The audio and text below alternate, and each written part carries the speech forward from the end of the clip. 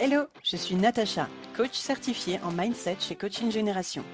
Après des années en tant que cadre manager en industrie, je suis devenue coach consultante et formatrice et j'aide les entrepreneurs à faire progresser leur posture managériale et à se créer un écosystème vertueux.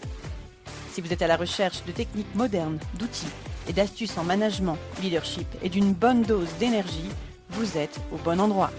Dans ce podcast, je vous partage tout pour vous inspirer, intégrer de nouvelles pratiques et insuffler une dynamique humaine et authentique dans vos équipes. Alors, installez-vous, c'est parti pour l'épisode du jour. Bonjour à toutes et à tous et bienvenue dans ce nouvel épisode dans lequel on va parler de choses dont vous n'avez peut-être pas conscience toujours, mais qui sont quelque part les signes qui indiquent que vous êtes en train de micromanager. Micromanager, ça veut dire quoi ? Ça veut dire adopter ce mode de management plutôt directif, conscient ou non, mais dans tous les cas, l'objectif ici, c'est de pouvoir vous amener à en sortir, puisque non, ce n'est pas un mode de management à adopter sur du long terme. Toutes les études le démontrent. Les effets de ce type de management sont délétères. Alors, et pour vous, et pour vos équipes, pour la performance, pour les résultats, bref, c'est quelque chose qui doit être véritablement maîtrisé si on veut que ce soit constructif. Dans cet épisode, on va donc parler du micromanagement. Alors, c'est rarement intentionnel. Pourquoi cet épisode ? Eh bien, parce qu'il apparaît souvent que ce type de mode de management apparaît quand la pression augmente, quand la confiance baisse, ou finalement n'a peut-être jamais été là, et on va s'en parler, ou alors quand le N+1 se sent responsable de tout, quelque part. Et il faut qu'on s'en parle, parce que les effets directs, c'est sur la motivation, l'autonomie, l'énergie, je vous disais du manager et de l'équipe. Donc l'objectif de cet épisode, c'est d'avoir ces 7 signes, de les passer en revue, de vérifier quelque part en termes d'auto-analyse, autodiagnostic si vous êtes dans ce mode-là. On va commencer d'ailleurs par se dire qu'est-ce que ça veut dire que micromanager au-delà du cliché que ça peut occasionner, les signaux concrets qui montrent que vous êtes peut-être tombé dedans, que vous êtes toujours dedans, et puis comment ajuster votre posture sans perdre ni le contrôle, ni l'exigence.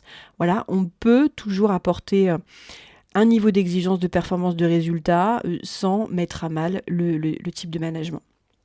Ce qui veut dire qu'à la fin de cet épisode, vous aurez plutôt une grille de lecture claire vous concernant par rapport à cette auto-observation, cette auto-analyse, des repères pour sortir d'un management un peu trop intrusif, en fait, quelque part, et puis des leviers simples à chaque fois pour renforcer l'autonomie de vos équipes sans lâcher le cadre. Ça m'invite du coup à faire le pont directement sur le premier point. Le premier point qui est de dire, ok, micromanager, mais qu'est-ce que ça veut dire ? Qu'est-ce que c'est vraiment ? Le micromanagement, c'est pas une question de contrôle excessif. Et c'est là qu'il faut vraiment rentrer, en fait, sortir du cliché, ou quand souvent je pose la question de savoir qu'est-ce que le micromanagement pour vous, eh ben, c'est quelque chose un petit peu de permanent selon les gens. C'est quelque chose qui fait qu'on est dans le surcontrôle de tout le temps, et en fait, pas forcément. Dans tous les cas, c'est souvent une réponse à une forme d'insécurité. L'insécurité par rapport à quoi ? Eh bien, déjà, premièrement, par peur. Et c'est là qu'on voit le lien avec l'émotion, toujours ressentie. Quand je prône, vous le savez maintenant dans cette chaîne de podcast-là, Sens et Leadership, je prône que l'émotion est maîtresse, en fait, de nos vies, quelque part. Et que l'objectif ici, c'est que vous ne la subissiez pas. En tout cas, que vous ayez conscience qu'elle soit là pour en faire quelque chose de manière constructive. Et là, ici, le micromanagement, ce n'est plus ni moins que la peur. En fait, qui se manifeste. La peur que le travail soit mal fait, du coup je surcontrôle. La peur des erreurs, donc je vais double-checker, triple-checker. La peur aussi de perdre parfois. Alors je le vois, je l'entends, des fois ça place, vous savez, des fois perdre sa légitimité, perdre son crédit. Et donc, micromanager, c'est surtout pour éviter des fois de faire en sorte que les gens montent trop, qui pourraient vous faire de l'ombre. Et oui, ça s'entend encore de nos jours, et là, ça parle de l'ego, en fait. Souvent et heureusement, le micromanagement repose sur une intention de bien faire et de sécuriser, véritablement. C'est ça le fond du fond. Plutôt que sur une mauvaise volonté, c'est-à-dire quelque chose de malsain, vous voyez, de toxique. Finalement, on peut apparenter le micromanagement à l'apprentissage du vélo. C'est comme si, micromanager, c'est comme si vous teniez le guidon du vélo d'un adulte, d'accord, qui doit avancer avec son propre vélo, à son propre rythme, et puis appréhender les manettes, en fait, qui prennent les manettes. On croit aider en tenant le guidon, mais en fait, on l'empêche de trouver l'équilibre. Donc le micromanagement, c'est véritablement ça, et ça se raccroche au mode de management dit directif. Le mode de management directif, je le vois aussi dans les interventions que je peux mener dans plusieurs entreprises, et même jusque sur les bancs de l'école, il n'a pas bonne presse, en fait, ce mode de management-là. Alors que il est tout à fait nécessaire et utile. Je m'explique. Le mode de management directif implique de micromanager. Bah oui, parce que vous devez contrôler, suivre, être tenu au courant de la moindre petite chose qui se passe, etc., etc. Mais j'ai envie de dire, quand une personne arrive dans vos équipes, quand vous recrutez une nouvelle personne, qu'est-ce que vous devez faire ? Vous devez lui dire exactement ce qu'elle a à faire, quand est-ce qu'elle doit le faire, ce que vous attendez clairement d'elle dans tel ou tel délai, etc. Vous devez tout lui dire à la moindre seconde pour qu'elle puisse comprendre ce que vous attendez d'elle. En plus de ça, souvent, on en parlera dans les signes, mais il y a cette notion aussi de est-ce que tu peux me mettre en copie, en tout cas le premier mois, et puis après quand je m'apercevrai que tu es autonome et que je valide un petit peu le contenu de tes mails, c'est bon, tu pourras me lâcher de la copie, etc. etc. Ça, c'est du management directif. C'est du management, du micromanagement. Sauf que là, ce qu'on est en train de se dire, c'est que c'est utile et nécessaire pour les personnes qui arrivent. Autre cas dans lequel le micromanagement est tout à fait nécessaire, c'est dans les cas de crise et d'urgence. S'il y a une urgence absolue, un arrêt de ligne, un incendie, etc., qui demande action-réaction, oui, je vais devoir absolument récolter tous les faits, je vais devoir demander des justifications à toutes les personnes qui auraient été en lien avec l'incident, et je vais surtout devoir prendre des décisions rapides pour des résultats concrets. Donc là, c'est nécessaire, donc c'est justifié. Mais les études le montrent depuis des décennies, l'impact du micromanagement et du mode directif sur du moyen-long terme, c'est complètement délétère, et sur l'autonomie, la motivation, la responsabilisation, les résultats, la performance, bref, au global. Donc voilà ce qu'est le micromanagement dans ce cadre-là. L'objectif maintenant, par rapport à ce second point, c'est de vous lister 7 signes que vous micromanagez peut-être sans le savoir d'ailleurs, mais l'idée c'est de pouvoir faire en sorte, alors que vous aurez cette liste-là, de bien comprendre d'où ça vient et de mieux pouvoir agir dessus. En tout cas, c'est véritablement mon intention. Le premier signe que j'avais envie de vous partager, c'était ce fameux besoin de tout valider. En gros, si vous ressentez, vous savez, c'est quasiment frénétique, c'est quelque chose, vous avez du mal à vous en empêcher quelque part. Vous devez valider les emails, la fameuse mise en copie, mais c'est pas juste pour le nouveau débutant, c'est un petit peu souvent en fait d'être mis en copie que vous demandez ça, que vous devez valider les documents avant qu'ils soient transmis, de valider une décision avant qu'elle soit mise en œuvre, etc. Même quand la personne est compétente, ce que ça dit de vous à ce moment-là, parce que oui, c'est du micromanagement, c'est potentiellement une difficulté à faire confiance. Faire confiance soit véritablement dans la compétence de la personne, potentiellement dans ses intentions. En gros, il y a une espèce de défiance envers la personne, d'accord ? Soit difficulté à faire confiance au processus. On va se questionner là-dessus. Est-ce que le processus, d'ailleurs, il vient de vous ou est-ce qu'il a été créé par d'autres? Est-ce qui justifierait le fait que vous n'ayez pas confiance en ça?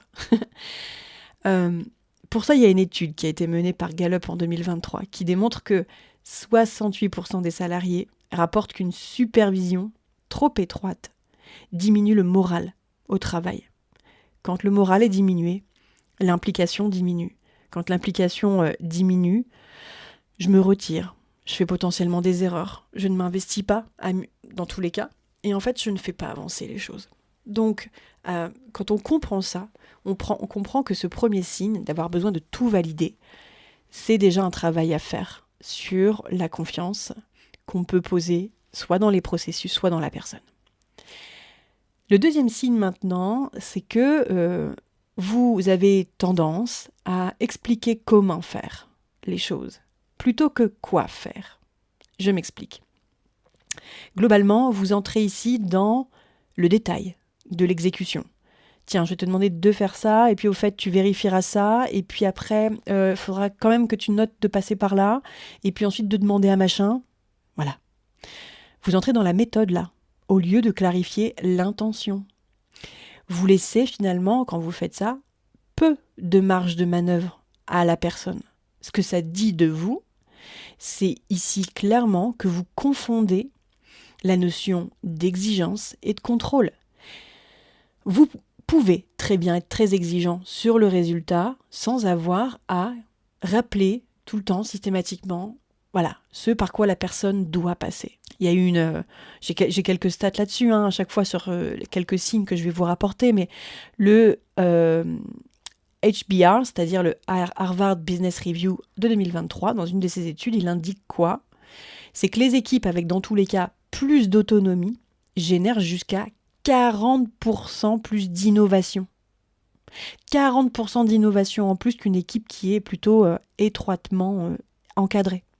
C'est vous dire à quel point donner du détail sur le comment plutôt que le quoi, en fait, et ça bride en fait l'innovation, la capacité d'innovation de vos équipes et la marge de manœuvre qu'elles ont. Le troisième signe, vous reprenez souvent le travail de vos collaborateurs. Alors ça c'est cliché, c'est cliché au sens de c'est classique en fait finalement. Reprendre le travail des collaborateurs, ça veut dire jusqu'à peut-être dire je vais le refaire, ce sera plus rapide. Je sais comment je peux faire. Le résultat, vous le comprenez, c'est que vous allez vous épuiser, reprendre, avoir de plus en plus de mal à déléguer, ça c'est certain. Vous épuiser, ça c'est sûr aussi, sur du long terme. Et puis, reprendre le travail de vos collaborateurs. Bon, à un moment donné, vous savez, les collaborateurs, ils vont vite le comprendre et l'entendre. Et ça va donner des choses du style, de toute façon, ça sert à rien que j'en fasse trop, parce que de toute façon, il ou elle repasse derrière moi. Le gain ici, il est clairement court terme. Sur du long terme, vous êtes perdant parce que, voilà, vous savez, alors, soit vous le refaites, soit il y a ces petits réflexes de corriger les détails, mais des détails qui sont inutiles dans le fond, faire des retouches, plutôt que finalement retravailler le fond. Quand vous en êtes à retoucher la couleur, l'encadrer, le côté centré, etc., vous êtes dans le perfectionnisme en fait. Ce que ça dit de vous, c'est qu'il y a clairement un surinvestissement de votre part et qui réduit en fait la capacité collective en fait ici d'apporter sa touche, son résultat et aussi d'apporter son esprit critique, son regard critique sur ce qui pourrait être amélioré. Donc on le sait aussi que le fait de laisser plus de liberté, de marge de manœuvre à son équipe, c'est augmenter naturellement l'engagement, l'autonomie, la responsabilisation, mais aussi la performance de 20 à 25%. Ça, on le sait depuis des années, ça. Le quatrième signe maintenant, vous intervenez au moindre problème. Quand il y a un problème, en gros, papa ou maman est là, d'accord ? Qu'est-ce que ça génère, ça ? Le fait d'intervenir, de donner votre avis, de trancher, de faire en sorte d'être au cœur. Et j'ai bien dit de faire en sorte, c'est-à-dire vous vous tenez informé au courant. Ça, c'est le premier point. Ça fait ça génère, en tout cas les comportements suivants, que l'équipe a du mal à chercher par elle-même. puisque dans tous les cas, elle sait qu'elle attendra votre validation. Vous avez un espèce ici de réflexe de sauvetage, la cape de super-héros, finalement, qui fait en sorte que l'équipe se dit « T'inquiète pas, papa, maman, Superman, Wonder Woman va passer par là et ça va bien se passer. » Donc en fait, on aura la réponse. Si c'est de ce côté-là, et si c'est pas de ce côté-là, eh bien, le fait d'intervenir au moindre problème, ça peut être un signal d'une pression. Une pression qui, dans le temps, est de plus en plus accrue. Et du coup, potentiellement aussi, et ça c'est pas conscient au départ, mais le fait de diminuer l'estime personnelle de vos collaborateurs. Et donc d'augmenter le turnover. Parce que quand on se sent pas à l'aise, pas bien dans une équipe, on n'a pas spécialement envie d'y rester, quoi. Et ça, il y a eu quelque chose qui a été mesuré là-dessus. Le turnover augmente de 36% dans les organisations qui ont une culture de micromanagement par rapport à celles qui encouragent l'autonomie. Cette crainte de l'erreur, le fait d'avoir l'impression d'avoir Big Brother autour de soi, en fait, ce que ça dit de vous là-dessus, c'est que quand vous ne savez pas, eh bien, vous ne maîtrisez pas. Donc, ça veut dire d'être inconfortable face à l'incertitude.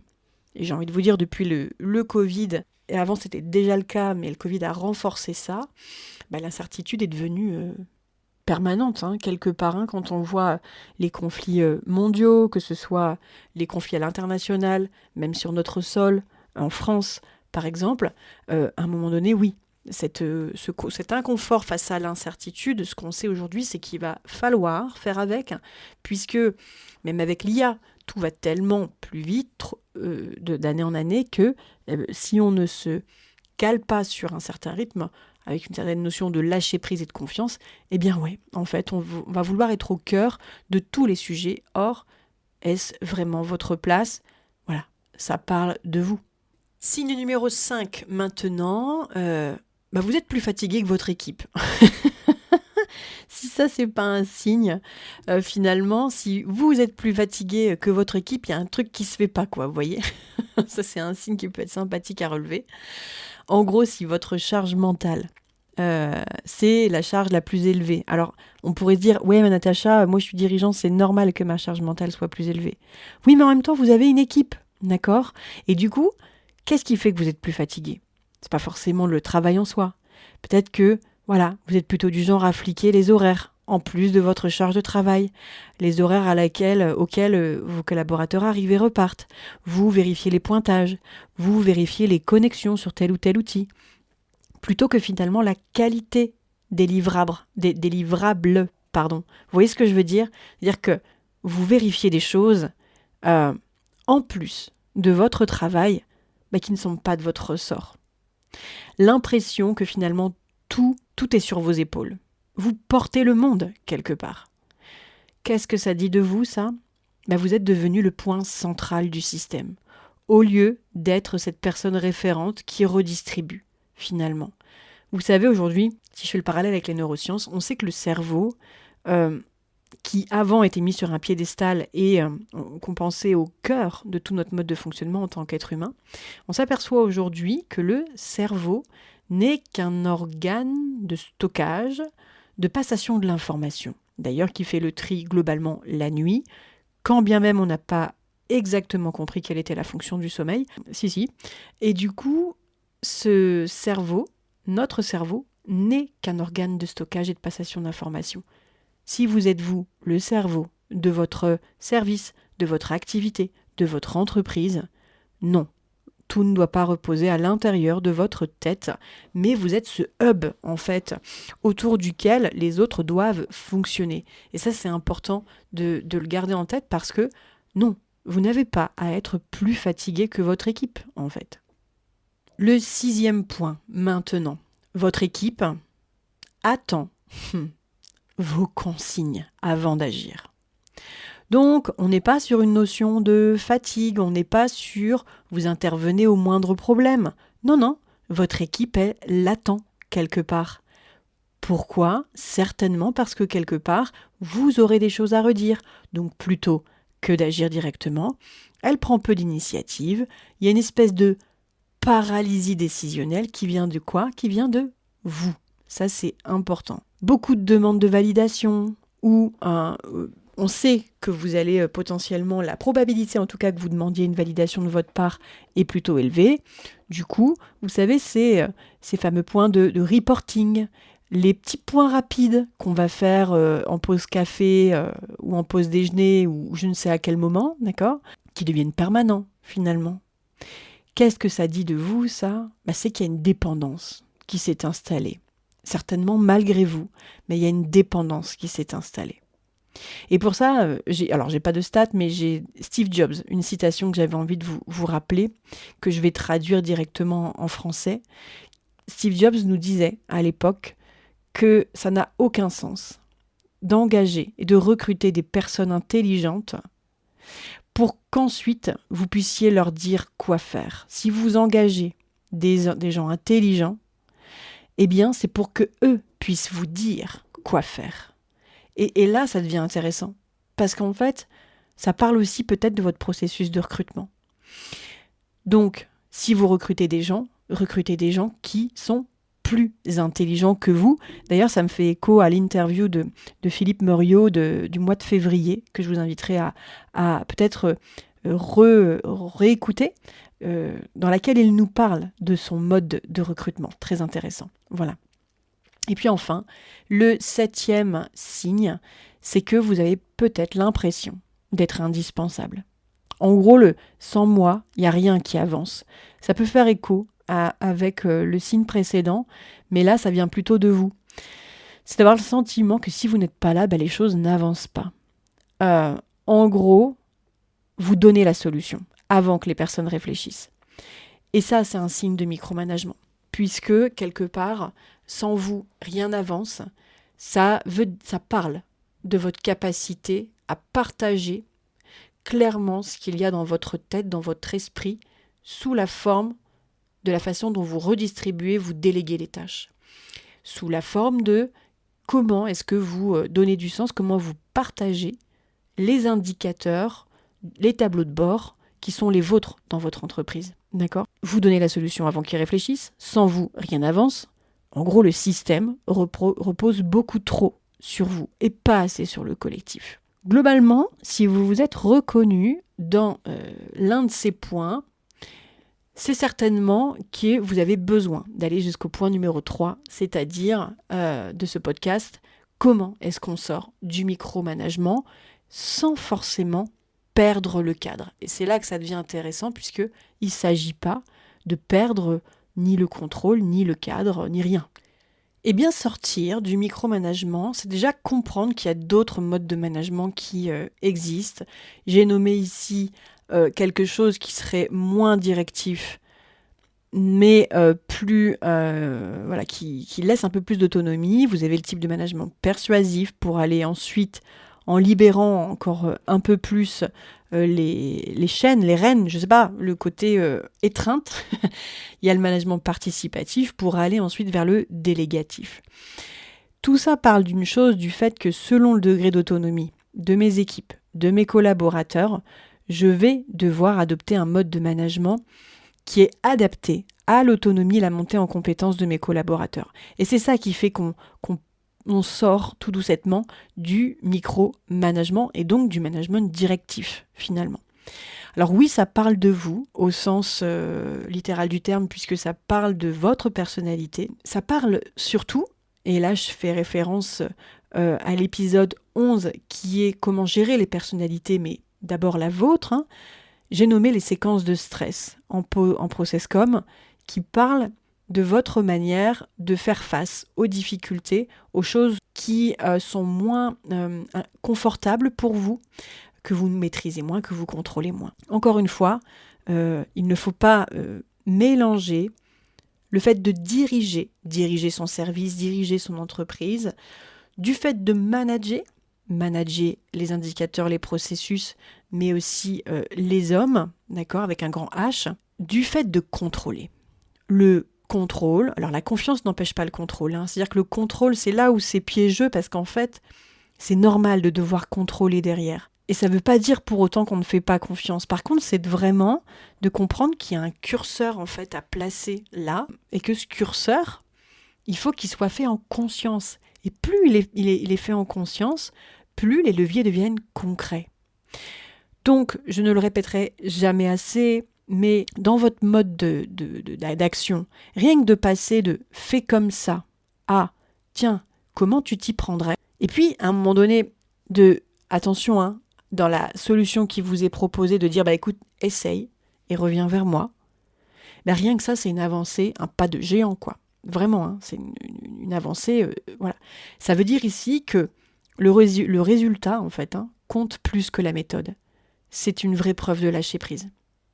Si vous vous focalisez beaucoup plus sur le résultat que sur la méthode pour y parvenir, à ce moment-là, vous laissez la personne, vous lui laissez l'opportunité de vous satisfaire, en fait, de pouvoir répondre à vos attentes, mais à sa manière. Trop souvent, je vois des décideurs, des responsables au sens large, qui ont besoin que leur méthode soit appliquée parce que c'est la démonstration que le résultat va être atteint. Pas du tout.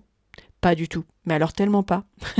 De nos jours, et notamment je pense à la jeune génération, ils ont des méthodes qu'en fait, les générations qui ont 10-15 ans de plus n'ont pas eu entre leurs mains et n'ont pas tout court, en fait. Autre façon de lâcher prise, c'est de remplacer le contrôle par la confiance plus. C'est-à-dire d'avoir des points de suivi structurés, mais à l'intérieur desquels vous n'allez pas vérifier oui ou non c'est fait. Vous savez, est-ce que tu as regardé ça? Est-ce que tu as fait ça? Est-ce que tu as pensé à? Mais plutôt des questions ouvertes. Comment tu t'y es pris à cet endroit-là? Quels ont été tes blocages? De quoi tu as été fier à ce moment-là? Voilà. Qu'est-ce qui s'est passé au moment où tu as pris cette décision-là? Voilà, etc., etc. J'en passe et des meilleurs, mais toutes les questions, comment, en quoi, qu'est-ce que tu en as pensé? Enfin voilà, des questions qui permettent vraiment à l'autre de vous partager en toute transparence sa méthode sans lui demander directement, mais qui vont vous permettre, vous, de vous rassurer à la fois sur les intentions de votre collaborateur, c'est-à-dire qu'il a vraiment réfléchi et pas il a pas fait un truc par-dessus l'épaule à la va-vite en mode j'ai fait un prompt IA et ça m'a donné la réponse. Vous voyez ce que je veux dire? C'est vraiment l'intention partagée qui sera pour vous gage de confiance, qui va vous rassurer et qui va permettre aussi au collaborateur de comprendre que vous vous intéressez à lui. Mais alors là, c'est gagnant-gagnant, d'accord? Et puis le dernier point qui permet de faire de l'autonomie un levier, un véritable levier d'engagement, eh bien, c'est déjà de définir ces zones d'autonomie. Voilà. Quand il s'agit de tel processus, tel fournisseur, prestataire, client, etc., tu as 100% carte blanche. Quand il s'agit de celui-là, par contre, tu viens me voir. Si la personne, au moment où elle tombe sur le cas en question, vient vous voir et vient vous alerter, à ce moment-là, vous savez en fait qu'elle a compris, vous voyez, sur des choses clés. Il ne s'agit pas de déléguer 100% de ce que vous faites. Je rappelle qu'en management, il y a une règle d'or qui est de dire la seule chose que vous ne pourrez jamais déléguer, c'est votre propre responsabilité, civile et pénale, c'est-à-dire votre propre responsabilité. Donc il s'agit ici de définir les zones d'autonomie, les critères de réussite et bien évidemment les objectifs attendus. Très clairement. Les objectifs, alors je suis pas trop fan de la méthode SMART. J'ai d'autres méthodes qui sont pour moi plus challengeantes, plus motivantes, plus engageantes à minima. Donc ici, c'est de dire, ok, comment est-ce que je peux sortir du micromanagement sans perdre le cadre? Vous l'aurez compris, c'est totalement possible. N'hésitez pas du coup à me dire en commentaire ce que vous pensez de ces méthodes-là. En tout cas, si vous en avez d'autres, ça m'intéresse grandement. Pour conclure, ce qu'il y a à retenir de cet épisode, c'est que le micromanagement, c'est souvent une bonne intention mais mal placée. Il épuise le manager autant que l'équipe et plus il y a de clarté en amont, moins il y a de contrôle au quotidien. Alors, je vous inviterai du coup à identifier un sujet sur lequel vous pourriez lâcher en fait le comment et renforcer le quoi, et observer peut-être l'impact sur votre énergie et celle de votre équipe. N'oubliez pas de me mettre justement en commentaire ce que ça a pu occasionner chez vous. Dans tous les cas, je vous remercie d'avoir écouté cet épisode jusqu'au bout. Laissez un avis en commentaire, ça me fera grandement plaisir et ça aide surtout le podcast à se faire connaître et à se développer pour pouvoir faire en sorte que je puisse continuer à valider le fait que ce que je fais est utile pour vous. C'est vraiment mon intention de vous accompagner. Donc plus j'en sais sur vous, mieux c'est. En tout cas, si vous souhaitez savoir sur comment mettre en œuvre les choses dans votre structure, contactez-moi. Et d'ici là, je vous souhaite une excellente journée ou soirée, où que vous soyez. Et je vous dis à très bientôt dans un prochain épisode. Bye bye tout le monde.